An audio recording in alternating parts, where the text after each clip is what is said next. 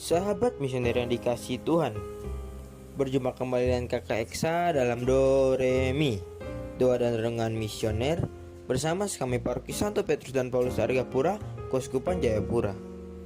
Pada hari ini, Kamis, tanggal 29 bulan Mei tahun 2025, merupakan hari raya kenaikan Tuhan. Hari ini, sebelum kita memulai aktivitas kita masing-masing, maka mari kita bersama-sama merenungkan sabda Tuhan yang diambil dari Injil Lukas bab 24 ayat 46 sampai dengan 53. Mari sebelum kita membaca, mendengar dan merenungkan firman Tuhan kita pada hari ini, mari kita menandai diri kita dengan tenang kemenangan Kristus dan berdoa. Dalam nama Bapa dan Putra dan Roh Kudus, amin. Allah Bapa dalam kerajaan surga, puji dan syukur kami panjatkan kehadirat-Mu untuk hari yang boleh kami peroleh saat ini. Terima kasih atas penyertaan-Mu selama istirahat malam kami, sehingga pada pagi hari ini kami dapat bangun dan menyiapkan diri untuk aktivitas yang akan kami lakukan. Terima kasih pula karena kami boleh mendapatkan tubuh yang sehat dan keadaan yang baik. Ya Bapa, sekarang kami hendak duduk diam, mendengar dan meresapkan sabda-Mu. Curahkanlah Roh Kudus-Mu ke dalam diri kami, agar sabda yang kami dengar mampu kami laksanakan dan lakukan dalam tugas dan putusan kami sepanjang hari ini. Tambahkanlah iman percaya kami, agar dalam kehidupan ini kami tidak mudah terpengaruh oleh hal-hal yang menjauhkan kami dari kasih-Mu. Terpujilah nama-Mu Bapa, Putra dan Roh Kudus, kini dan sepanjang segala masa. Amin.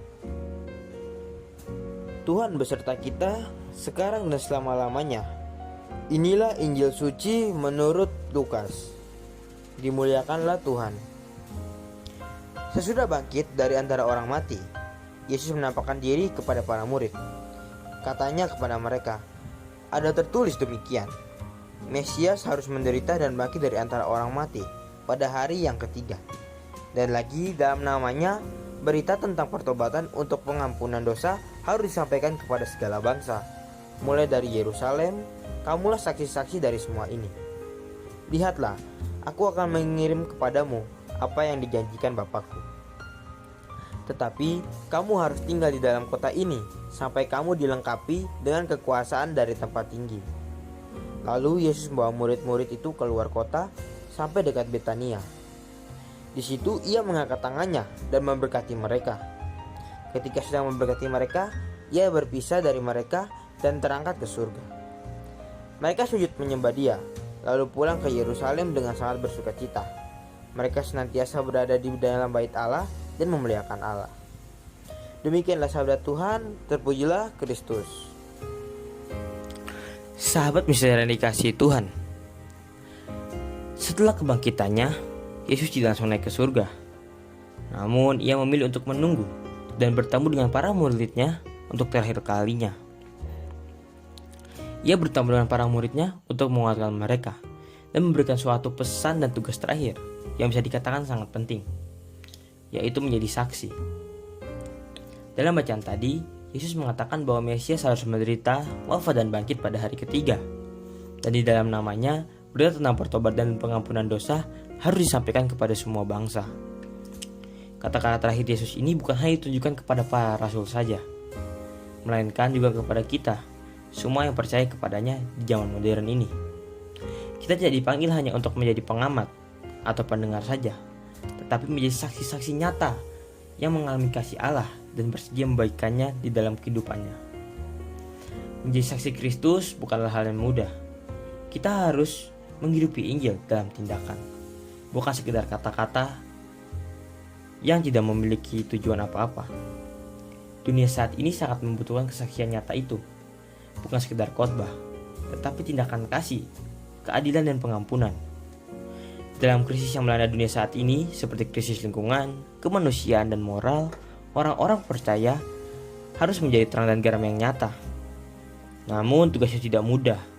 Maka Yesus menjadikan pada para muridnya akan diperlengkapi dengan kekuasaan dari tempat yang tinggi, yakni Roh Kudus. Kita pun hari ini dipanggil untuk membuka diri terhadap bimbingan kekuatan Roh Kudus dalam melaksanakan tugas perutusan kita ini. Bukan karena kita tidak mampu, tetapi karena Tuhan yang memampukan.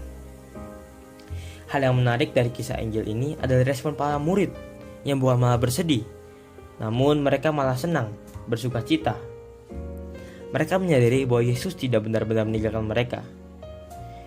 Kini ia hadir dalam bentuk baru, yaitu Roh Kudus, dan melimpahkan tugasnya kepada para muridnya, yaitu mewartakan kasih sukacita kerajaan Allah. Sahabat misioner, sekarang bagaimana dengan kita? Apakah kita sudah menjadi saksi nyata bagi Tuhan kita Yesus Kristus? Dan apakah kita sudah melaksanakan dalam tugas perutusan kita sehari-hari? Jawabannya ada pada diri kita masing-masing. Mari kita senantiasa memberikan Allah dalam setiap langkah hidup kita, dengan skala keberadaan kita, serta kita dapat melakukan kasih dan membagikannya kepada semua orang. Amin.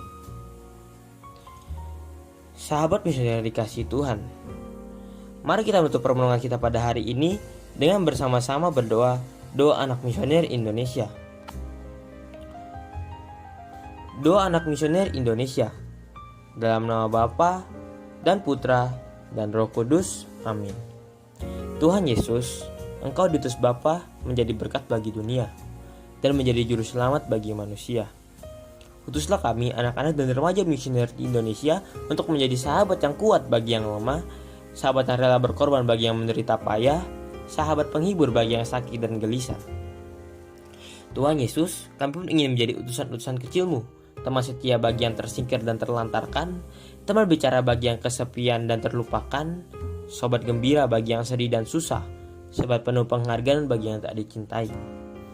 Tuhan Yesus, utuslah kami kini dengan bantuan Roh Kudus-Mu, menjadi garam dan ragi yang baik, menjadi terang dan obrolan cemerlang, membawa kegembiraan dan pengharapan. Tuhan Yesus, kuduskanlah badanku dan kuduskanlah jiwaku. Kupersembahkan diriku padamu hari ini. Berkatilah semua anak dimanapun, berkatilah semua orang yang kami jumpai, siapapun mereka. Amin. Sahabat misioner yang dikasihi Tuhan, sampai di sini dulu Doremi pada pagi hari ini. Semoga kita mampu menjadi pelaku sabda Tuhan yang baik, dan semoga kita senantiasa dilindungi, dibimbing, dan diberkati oleh Allah Bapa yang Maha Kuasa. Dalam nama Bapa, Putra, dan Roh Kudus. Amin. Selamat beraktivitas pada hari ini. Sampai berjumpa kembali pada Doremi selanjutnya. Tuhan Yesus memberkati kita.